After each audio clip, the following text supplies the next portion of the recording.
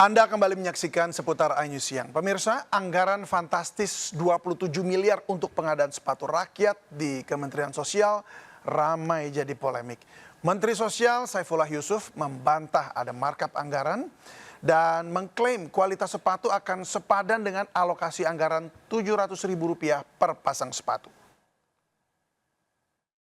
Jadi nanti sama ada yang ini, yang 300 dapatnya 300. Anggaran pengadaan sepatu sekolah rakyat yang mencapai nilai fantastis Rp27,5 miliar menjadi polemik belakangan ini. Publik menyoroti anggaran sebesar Rp600.000 hingga Rp700.000 per pasang sepatu dibandingkan dengan kualitas sepatu yang fotonya sempat viral beberapa waktu lalu. Dalam sebuah foto, Menteri Sosial Saifullah Yusuf dan Gubernur Jatim Khofifah Indar Parawansa memberikan sepatu ke 10 siswa sekolah rakyat pada 2 Mei lalu. Warganet lalu menemukan fakta sepatu tersebut hanya seharga Rp170.000.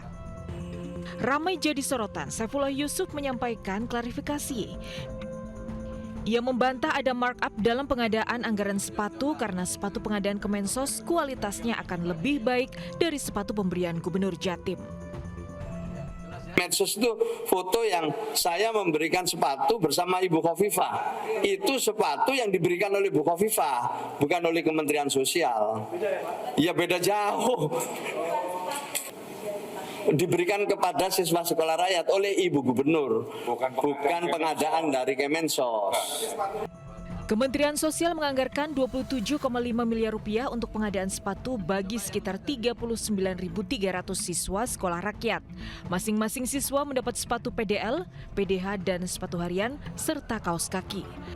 Dari Jakarta, Rani Sanjaya, iNews melaporkan. Nah, pemirsa, ini akibat termakan hoaks BBM kosong, warga Palangkaraya, Kalimantan Tengah mengantre panjang di SPBU. Warga panik bahkan rela antre selama berjam-jam untuk membeli BBM.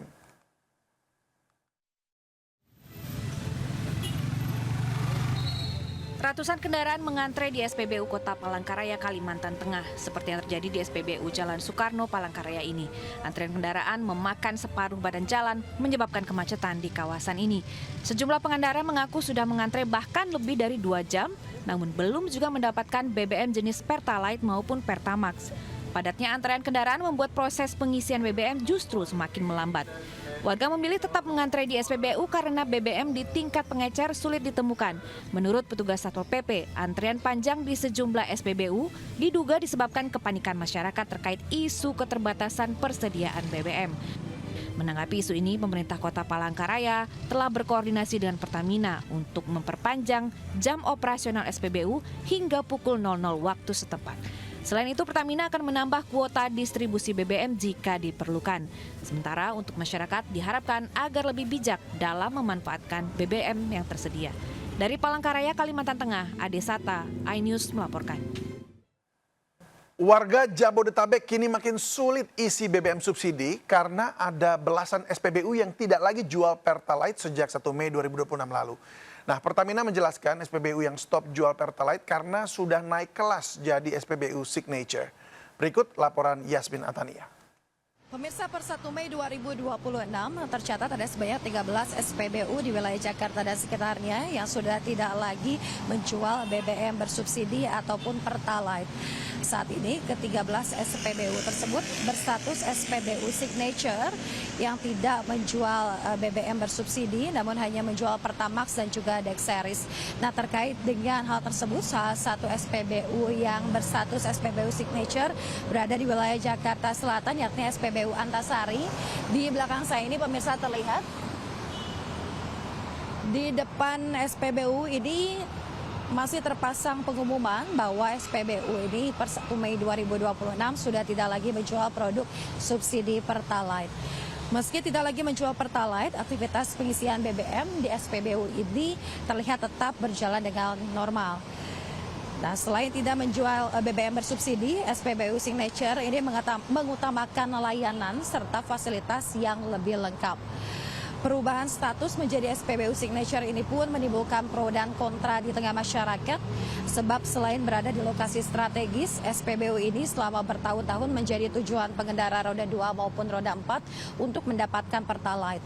Nah, di sisi lain, perubahan status menjadi SPBU Signature ini merupakan bagian dari peningkatan pelayanan dan juga pengembangan bisnis perusahaan.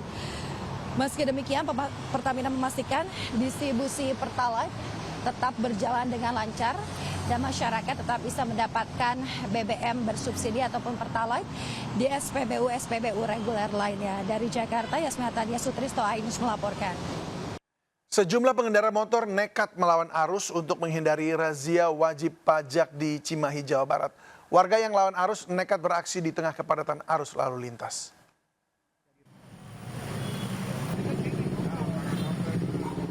Pengendara motor ini nekat melawan arus lalu lintas di tengah kepadatan kendaraan untuk menghindari razia kendaraan bermotor wajib pajak di Jalan Amir Mahmudi, Kota Cimahi.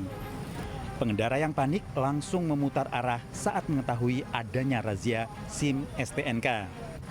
Para pengendara motor yang terjaring razia langsung membayar jenis pelanggaran.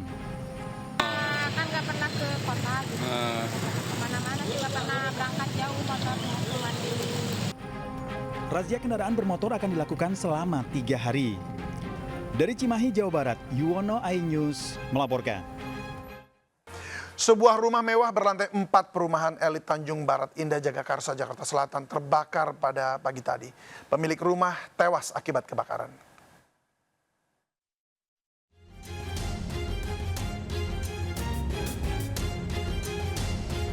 Kepulan asap pekat keluar dari celah-celah sebuah rumah mewah berlantai 4 yang berada di perumahan elit Tanjung Barat Indah, Jagakarsa, Jakarta Selatan, Jumat pagi. Setelah berjibaku kurang lebih 1 jam, petugas damkar wilayah Jakarta Selatan berhasil memadamkan api yang berada di lantai 4 rumah.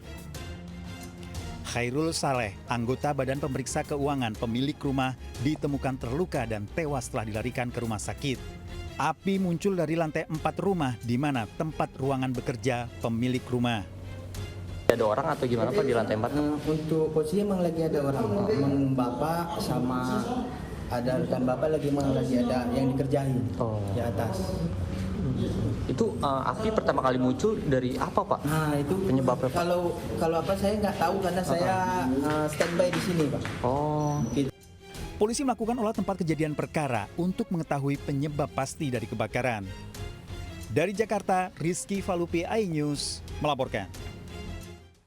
Kita ke kasus pencabulan. Pelaku pelecehan seksual di Pati, Jawa Tengah ditangkap polisi di Wonogiri, Jawa Tengah setelah berpindah-pindah dari kota ke kota. 2 korban telah melaporkan kasusnya pada polisi, sementara puluhan lainnya belum melaporkan kejadiannya. Asari siapa? Ya Asari itu memang sama saya. Sing di Kiai mana kamu? Kiai apa? Betul Kiai. Ponpes apa? Cekal Mergopo. Pelaku pencabulan seksual puluhan santri di Pati ditangkap polisi di wilayah Wonogiri. Pelaku sebelumnya melarikan diri berpindah-pindah tempat dari Kudus, Bogor, Jakarta, dan Surakarta hingga di Wonogiri. Pelaku melarikan diri ke Wonogiri karena perintah seorang pria untuk menuju makam. Ashari mencabuli puluhan santri di Pondok Pesantren Dolokusumo Pati mengakui perbuatannya. Dari pengakuan Ashari melakukan pelecehan dengan bujuk rayu dan hasutan sebelum menjalankan aksinya. Korban tidak bisa mengelak mengikuti ajakan Ashari. Aksi itu pernah mengalami hal yang sama, namun dengan cara yang berbeda. Tapi tidak sampai ada persetubuhan itu? Tidak ada sampai persetubuhan. Modus daripada tersangka yakni memberikan doktrin bahwasanya kamu murid harus nurut dengan saya gurunya. Hotman Paris sengaja mengundang dan terbuka bagi para korban untuk menceritakan sepenuhnya terkait kasus pelecehan seksual. Bersedia membantu biaya ongkosnya, asalkan kalian berani datang untuk mengadu. Hotman bersedia membantu membiayai perjalanannya ke Jakarta, asalkan kalian berani bersuara. Hingga hari ini sudah 2 korban melapor pada Polresta Pati. Polres Pati membuka posko untuk korban yang akan melaporkan kasus pelecehan seksual, jumlahnya mencapai puluhan anak. Tersangka terancam hukuman 15 tahun penjara. Tim Liputan iNews melaporkan. Warga Jakarta jangan sampai salah untuk membuang sampah ya, karena mulai 10 Mei mendatang, Pemprov DKI Jakarta sudah mewajibkan warga bisa memilah sampah dari dalam rumah. Untuk itu, warga harus menyediakan 4 wadah di rumah untuk sampah yang berbeda-beda. Salah satu permasalahan yang tak kunjung bisa diatasi adalah sampah. Di Kalibaru, Cilincing, Jakarta Utara, hamparan sampah menumpuk akibat 1 bulan sampah tak kunjung diangkut ke Bantar Gebang, Bekasi. Akibatnya, tumpukan sampah meluber dan mencemari kolam retensi pengendali banjir yang berada di sampingnya. Munculnya aroma tak sedap akibat tumpukan sampah ini sudah membuat warga resah. Terlebih, warga juga bingung harus membuang sampah kemana lagi. Guna mengatasi permasalahan ini, Gubernur DKI Jakarta Pramono Anung mengeluarkan instruksi Gubernur nomor 5 tahun 2026 tentang kewajiban pemilihan sampah mulai dari rumah dan berlaku pada Minggu 10 Mei 2026 mendatang. Rekan-rekan sekalian, besok tanggal 10 Jakarta akan memulai program secara resmi pemilihan sampah dan ini menjadi gerakan masif karena memang hampir 50% sampah kita itu sebenarnya sampah organik. Dulu seperti contoh di Kramat Jati tidak diizinkan untuk dikelola secara langsung. Sekarang saya izinkan. Dengan diberlakukan aturan ini, warga diminta memisahkan 4 macam sampah sejak dari rumah, mulai dari sampah organik, anorganik, B3, dan sampah residu. Tujuannya dengan adanya pemilahan ini untuk sampah tidak akan bercampur saat dibuang ke tempat pembuangan akhir. Nantinya, sosialisasi aturan ini akan diluncurkan saat pelaksanaan Hari Bebas Kendaraan di kawasan Jalan HR Rasuna Said Kuningan, Jakarta Selatan pada hari Minggu besok. Dari Jakarta, Tim Liputan iNews melaporkan. Dari dunia kesehatan, hantavirus dilaporkan kini telah masuk ke Indonesia. Berdasarkan laporan Kementerian Kesehatan, virus terdeteksi pada puluhan orang di sejumlah provinsi.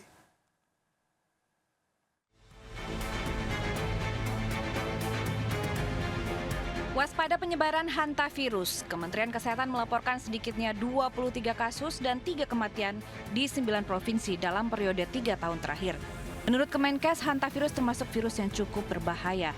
Karena itu sebagai antisipasi pihak Kemenkes telah berkoordinasi dengan WHO untuk screening terhadap penyebaran virus. Kita beruntung sekarang kan mesin PCR kita udah banyak. Jadi untuk deteksi virus ini harusnya bisa lebih mudah. Cuma dipastikan reagennya masih khusus. Jadi sekarang kita masih fokus ke surveillance-nya. Penularan hantavirus rata-rata bersumber dari kotoran hingga liur dan gigitan tikus. Seluruh kasus hantavirus di Indonesia termasuk jenis Soul virus.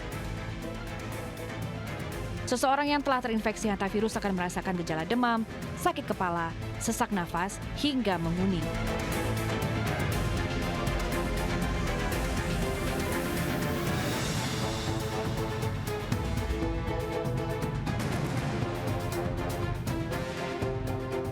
Sebagai upaya pencegahan penyebaran hantavirus, masyarakat diimbau memperhatikan kebersihan lingkungan.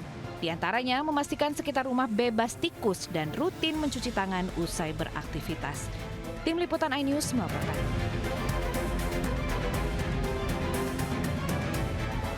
Kita ke mancanegara, berkunjung ke kota Madinah belum lengkap jika tidak singgah ke Masjid Quba.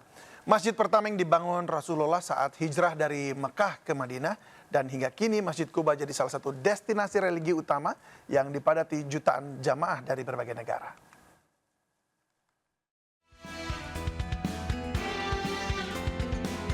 Assalamualaikum warahmatullahi wabarakatuh. Hai pemirsa, saat ini saya berada di Masjid Quba. Di belakang saya ini, Masya Allah. Nah, masjid ini merupakan masjid pertama yang dibangun oleh Rasulullah saat beliau hijrah dari Mekah menuju ke Madinah. Tidak hanya itu pemirsa, beliau juga bahkan mendesain sendiri masjid ini dan meletakkan batu pertama di masjid ini.